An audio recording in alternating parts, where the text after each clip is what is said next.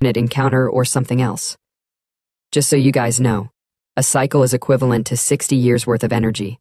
So since she have 3 cycles, she should have 180 years worth of internal energy. Elena then increased her internal energy drive to operate at 90%. Mokjin was quite surprised at the fact that she was able to switch her internal energy to Wudong's Red Sun Divine Art with just her 3 cycles of energy. But surprisingly enough, she didn't stop at that. She increased her internal energy drive to be operating at 95%. Even Sungbom was impressed at how incredible she was, so he wondered if she's always this strong. Mokjin realized that she is going all out, so he decided to get serious a little bit. At the same time, Elena, who was busy increasing her energy, got a warning sound from her ring. Going back to the past when she was about to venture out into the world, her mother told her that she won't stop her if she have made up her mind, although any fight that furthers her training is permitted. But death is not allowed. She told Elena that she is already strong to face the world, because throughout the entire world, there are less than 10 martial artists who can harm her. And even they cannot push her to the brink of death, but she told her to remember one rule. She placed a ring in her hand. She then told her that if the ring sounds, then she must flee no matter what. Because the ringing sound means the opponent is beyond her reach, and if she was to ignore the warning, she'd surely die.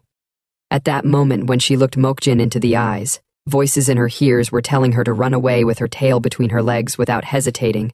They told her to know her place, to just hide away and live since there is nothing she can do. She remembered being introduced to her siblings by her mother. She told her that although they have different fathers, but they were all born from her womb, and since they share the same blood, she told them that they should stay close to each other. But at that moment when those thoughts were coming into her head, she increased her internal energy drive all the way to 120%. Mokjin was quite surprised, not just him. Everyone on site was surprised at her sudden surge of power. Surprisingly enough, she completely transformed into a more powerful being. Mokjin was impressed at her unheard of talent since she was able to undergo transcendental awakening with just a mere transformation. That was when he realized that years has passed. Same goes for martial arts. But her power is a bit too much for her to handle. Elena then charged forward to attack him. She got close and she swung her staff at him. But he dodged her first strike since it's the chaotic storm sword technique of a sect. She used another attack, which is the sun and moon twin wheels of the Kunlun sect, but he was still able to dodge it. At the same time, her energy drive increased to 125%. The force from her attack increased, but Mokjin dodged it because he was familiar with all the techniques she was using. And now she is using the sun-piercing spear technique and the falling sunblade technique of the Diankong sect. Seeing that she was still unable to land a hit on him, she increased her energy drive to 140%. This time around, her energy transformed into a blazing storm, sending out multiple attacks. And it's the technique called the dog-beating stick technique, and the drunken 8 immortal step of the beggar sect, and the 4,000 red needles of the esoteric sect. After all her attacks combo and combination of different techniques, he was still able to dodge her attack with no stress at all, as if he was toying with her, and now she increased her energy drive to 170%. But Mokjin wasn't interested to play with her anymore. He then unleashed an attack with just a swing of his hand, and bang, there was an explosion from their collision. The area was covered in smoke, and for a moment, no one knew if the battle has ended or not. But to their surprise, she came out unarmed and she undergo another transformation. This time around, it was more like an Asura descent. She then charged forward at full speed, increasing her internal energy drive to be operating at 190%. And as she was about to clash, Mokjin told her through telepathy to stop, although her talent is admirable. But she have crossed the line of righteousness, since her awakening shows wounds and desires. In addition, she's been consumed by her inner demons. And if she continued to reach any further, he'd have no choice but to kill her to stop her, since he promised to protect Huarin. So he won't let her harm her. And so he activated his energy on his hand, summoning a very long sword. At the same time, Seryung and Sungbom were shocked to see that he summoned a heart sword. Elena didn't reduce her speed at all since she have made up her mind to fight until either one of them is dead, that is to say, a life and death duel. But since she didn't stop her attack, Mokjin swung his heart sword at her. The light from their attack was blinding, and bang, the ship they were on exploded due to how terrifying the force from their attack was. A force that is more powerful than a photon cannon. The Greenwood ship operator couldn't believe his eyes. He was shocked at the sudden explosion. Sungbom then teleported back to his ship at his initial teleportation spot. But he was heavily injured, and he barely escaped with his life since he was on the ship when it exploded. He stood up. He told the driver not to worry about him because he is still alive, but if the teleport has been even 0.1 seconds late, he'd have been torn to pieces.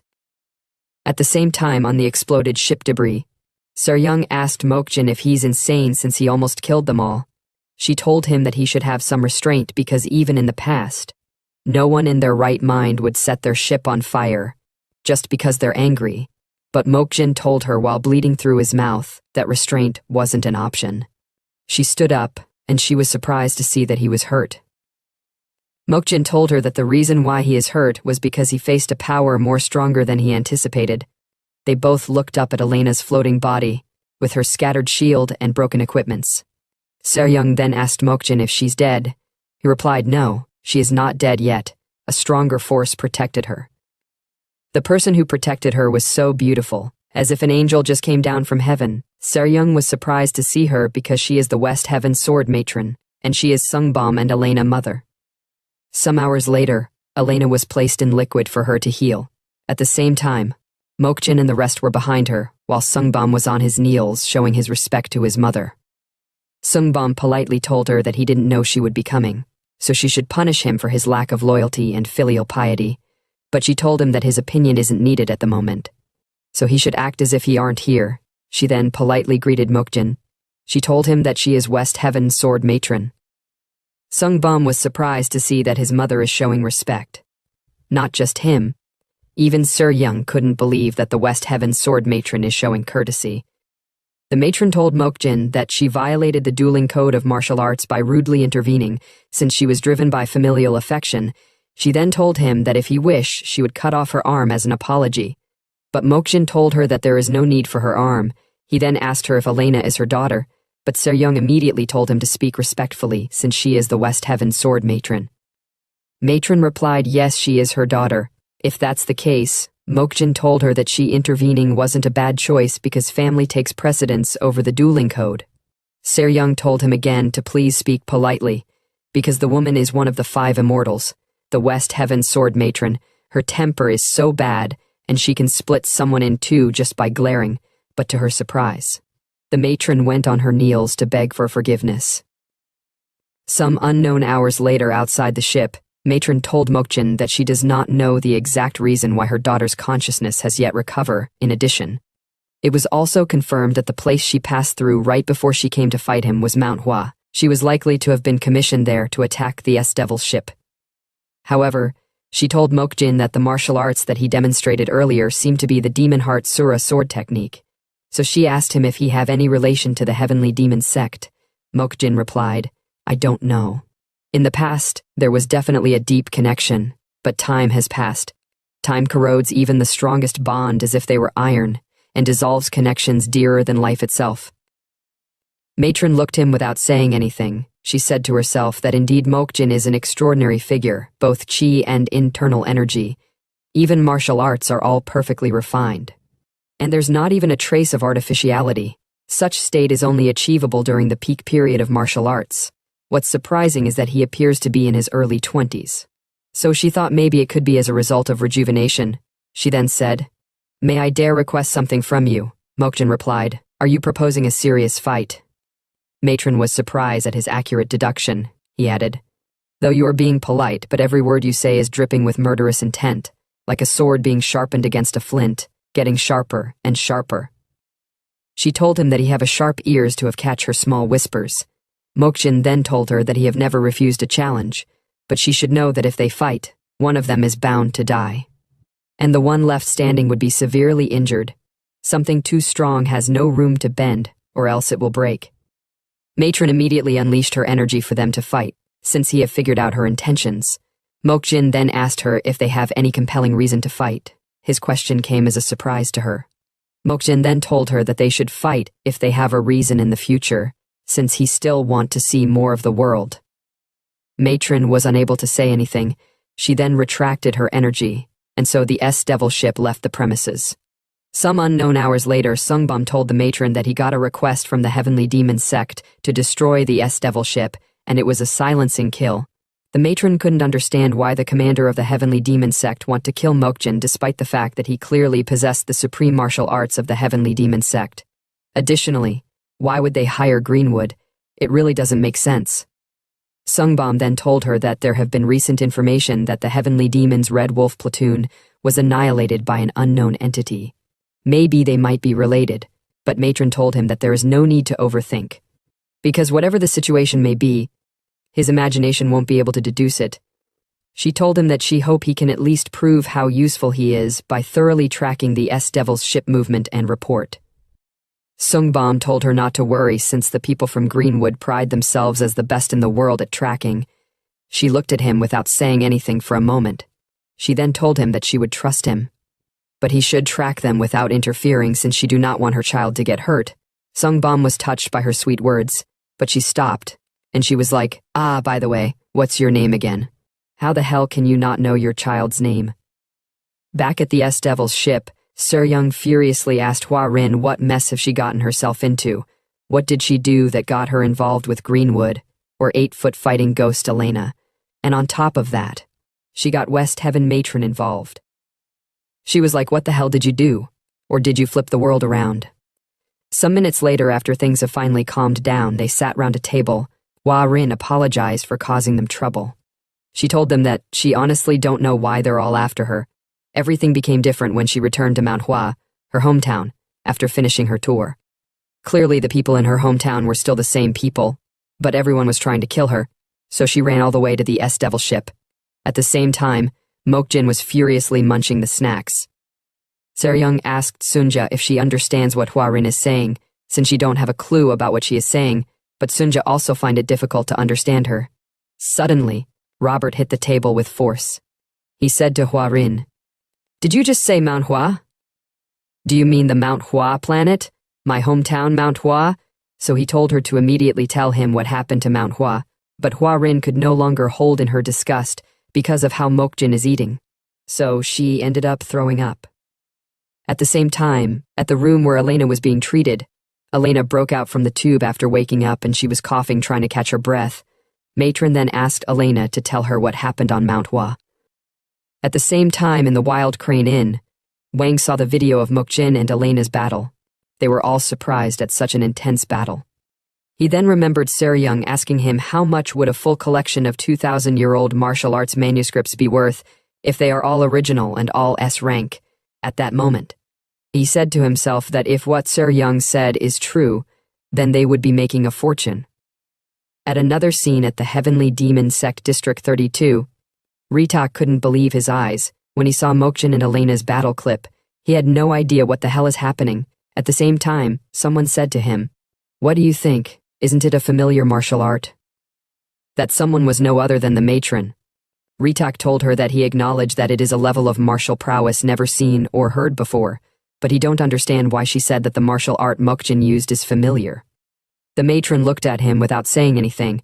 She said to herself that it seems like he really doesn't know anything about Mokjin. She then said, "Then why did you pursue that person, especially with Greenwood's involvement?" Ritak replied, "He told her that it's an internal matter of the sect. Even if she is the sword matron who rules over the West Heaven cosmic code, it's not something she should concern herself with." But suddenly, in just the blink of an eye, Ritak's neck was cut. The cut was so fast that it took some time for him to realize he was cut. Although he was bleeding, but it wasn't a deep cut. He held his neck and he asked her if she is declaring war against the Heavenly Demon sect. She replied while smiling, "Do you think I of all people would fear bloodshed?" Her words made Ritak remember that she's a woman who devoured her own children because of her obsession with martial arts, and she's not one to act based on profit and loss.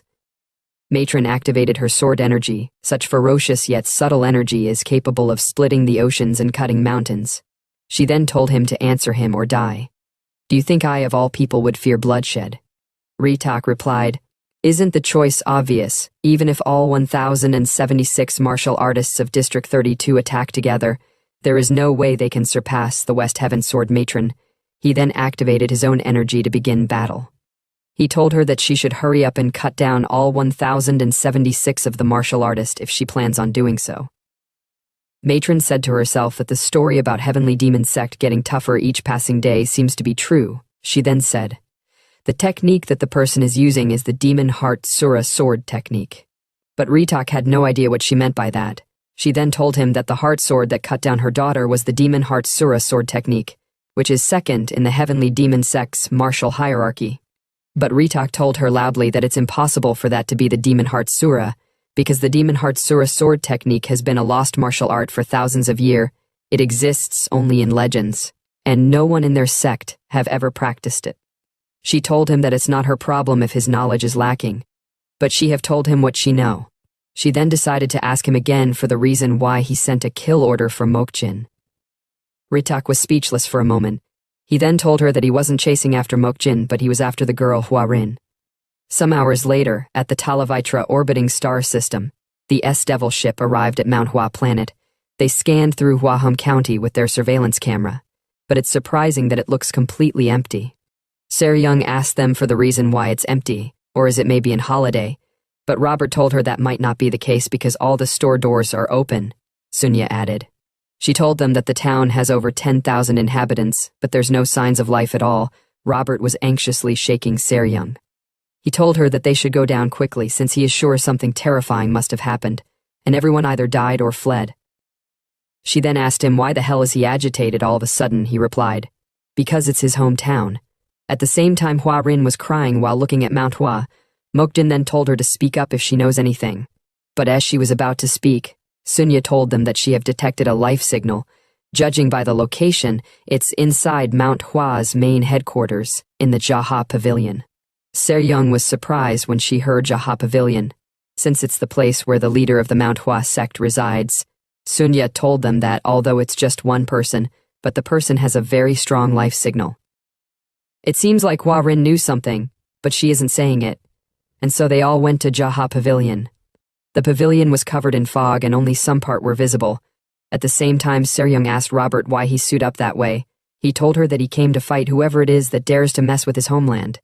Seryung asked him if his suit is still functional since he stashed it away in the warehouse as soon as he got discharged. She even thought he had already sold it off. But he told her that he would always be a special forces soldier, even if he have retired. Seryung then asked Sunja if she's still detecting a signal. Sunja replied, yes. However, the life signal is getting stronger. It might not even be human, so she told her to be careful. Seryung then told Sunya that they should first deploy a reconnaissance drone, since they need to identify what it is, but upon hearing that the thing inside there aren't human, Robert ran in at full speed in order to kill the monster. Seryung didn't stop him. Rather, they decided to be on alert and follow him. They walked for a while, but suddenly, within the tunnel, a huge outburst of fire energy was shot at them. On a normal setting, such firepower would have taken their lives, but Mokjin was fast enough to save them. Seryung had no idea what the hell was that, but what surprised her the most was how Mokjin threw her to the ground, and so they went to the place where Robert was. Robert was covered in smoke because he also blocked the fire that was shot at him earlier. Seryung had no idea if he is dead or alive since he wasn't moving. She then asked Sunja if he is dead. Sunja replied, no, he's fine. Luckily, the combat armor did its job, and the reason why he aren't answering is because he's probably just scared out of his mind. Mokjin stood alone while looking up. There was something like blossoming flowers that suddenly filled the room, and in front of him is a man exuding a very terrifying amount of energy. But Mokjin stood still without saying anything. Seryung then asked Sunja if the man is the source of the lifeform signal. Sunja replied yes, if the data is correct. The man is the leader of Mount Hua, popularly known as the Flourishing Blossom Sword Sovereign, Yongjuk-san. Mokjin touched the flower. He told them that the fact that the plum blossoms open from the heat means he have achieved the peak of the plum blossom heavenly fragrance heart technique. But he have no idea why the plum blossoms bloomed in purple. He then deduced that the plum blossom heavenly fragrance technique has mixed with the purple mist divine art. If that's the case, then things aren't looking good. From now on, as a means of reference, we would be calling the leader of Mount Hua by his name Joksan. Seryung asked Mokjin, what is the problem with Joksan, and why is he in such a state? Mokjin replied.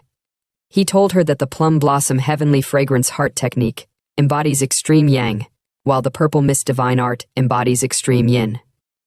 Thus, even the elders of Manhwa can only choose one to master.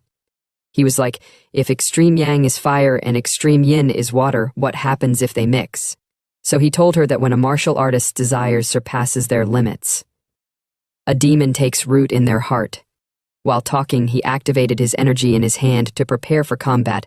He told Seryung that the person sitting over there is no longer human, so she should take the others and flee because the fight won't be an easy one. Even him can't guarantee their safety. But Hua Rin didn't listen. She immediately ran towards her dad, although Seryung tried stopping her, but it was already too late for that. At the same time, Mokjin activated his energy to prepare for the worst.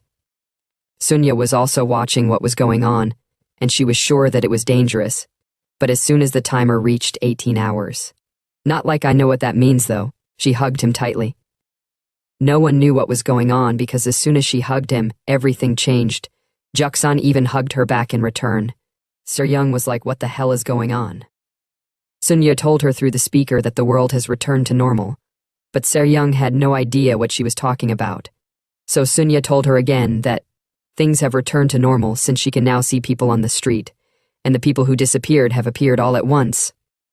Some hours later in a particular shop, Robert, Sunya, and Seryung were on a table. Seryung was looking around. She then said to Sunya, "You said there were no people in Mount Hua. Then why are we seeing people now? Or was the bioscanner malfunctioning?" Sunya replied while drinking, "Don't you remember both of us checking it together? The scanner was normal. Even now it's normal. But something is off. The people here, all their internal energy is completely drained. Everyone, both children and adults alike." Robert told them not to worry too much about them since they are all alive, so there is nothing to worry about. He then decided to order some food since he is getting hungry, so he called the server to place an order. The server arrived with tea sets on her hand, so he excitedly told her that he'll have a double serving of noodles and a large special dongpo pork, but to his surprise, the waiter passed him, and she went to serve another people. He was like, what the crazy shit is wrong with her? I was talking to her directly, yet she ignored me, or was she so busy to hear me? He then decided to order again since she is coming back his way, but she ignored him once again. He couldn't believe his eyes.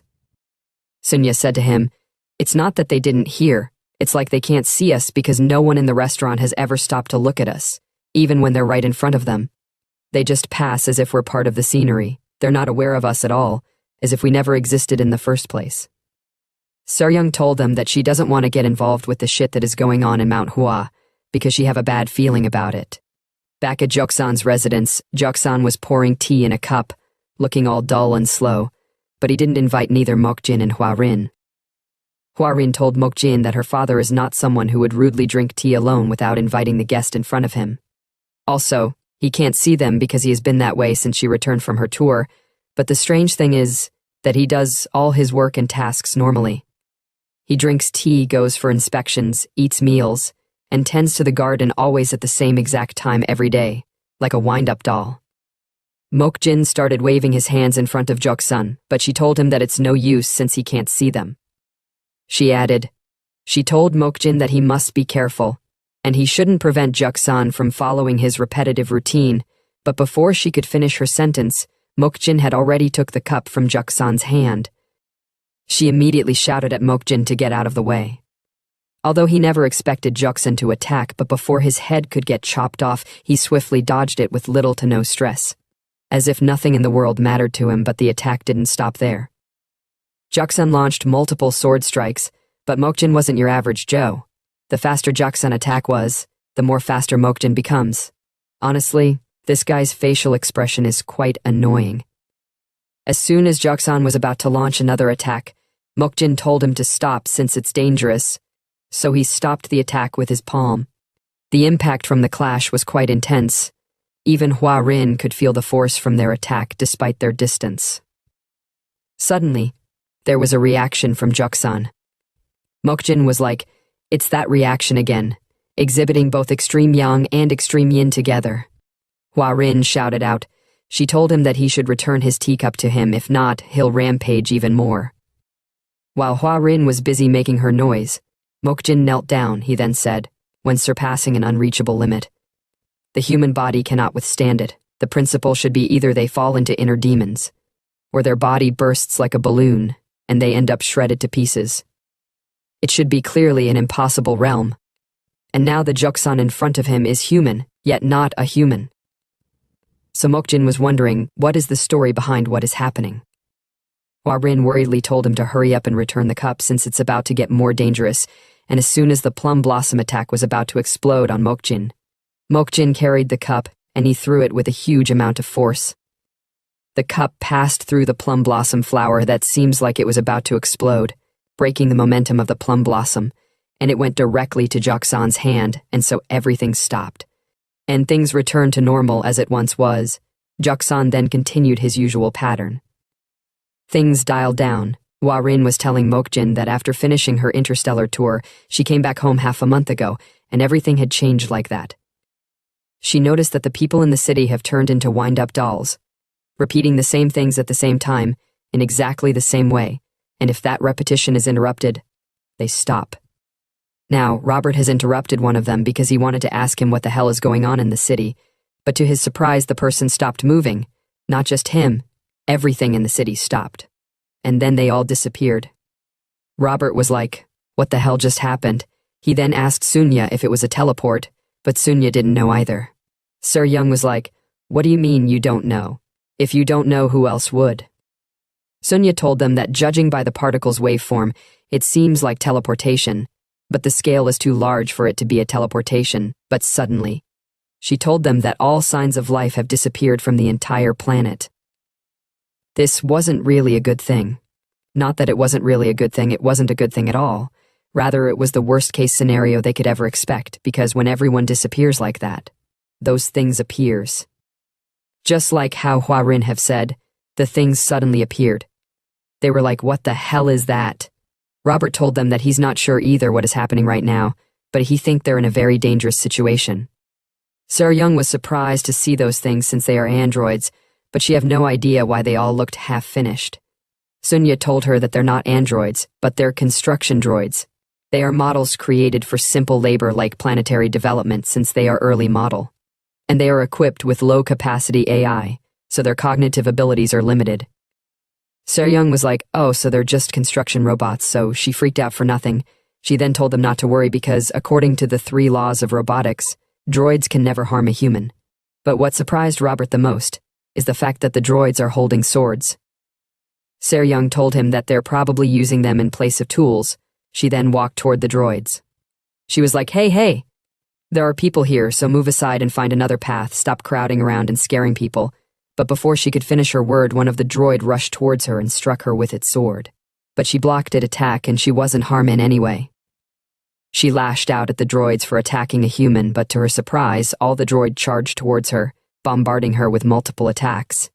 The explosion from the collision was intense, and it could be seen all the way from Joksan's residence.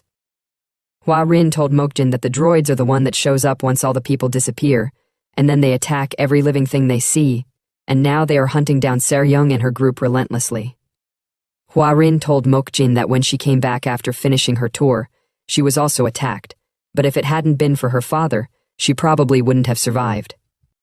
For some unknown reason, they never came to the place where her father was, and even if everyone else disappears, her dad remains, but in that dormant state. Mokjin told her that her father is hanging on. He's hanging on by burning his entire internal energy along with his soul, ready to face inner demons if he has to. And it must be because there's something he has to protect no matter what. Mokjin find his act to be quite admirable, so he told her that he'd take care of everything. He then decided to go out and take a look at the face of the scum responsible for the shit that is going on in Manhwa. At the same time, Sir Young and Robert were surrounded, while Sunya was hiding behind Sir Young. Sir Young had no idea what was going on, nor why the droids are attacking humans, so she asked Sunya if such a thing is possible. Sunya replied. She told Sir Young that such a thing is impossible, because the intelligence systems of androids still cannot violate the 3 laws of robotics, so attacking humans isn't an option for them. Sir Young was like, then why are they all acting like this? Are they malfunctioning? Or maybe they don't see us as humans? At the same time, a thought came to Robert. He was like, these androids are capable of attacking humans, Don't tell me they are combat androids. The droids surrounded them, and they charged forward to attack. Sir-Young immediately told Sunja to hold on tight and hide well while she fended off their attacks. But to her surprise, the droids were being shot down, and they all exploded.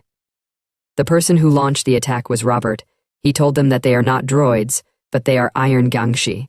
Just so you guys know, gangshi are reanimated corpses or zombies.